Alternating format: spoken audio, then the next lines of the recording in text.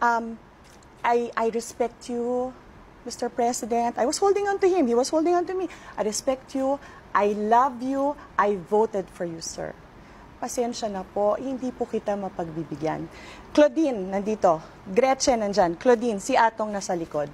Claudine says, "You're unbelievable."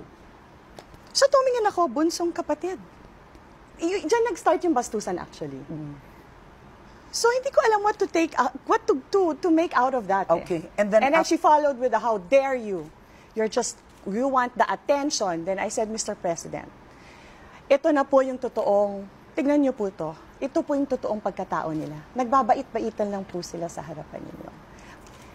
Nagsimula ang gulo, muna yung bastusan dahil kay Claudine. Ang gulo dahil si Atong umakmang abutin ako. Kasi nasabi ko sa Presidente, hindi ko po magagawa lahat po ng anak ko, sinira niya yung buhay.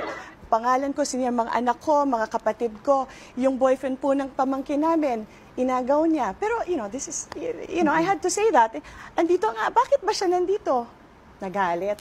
He safely took me away to a couch, to the farthest couch, habang si Gretchen ang nag-nervous breakdown.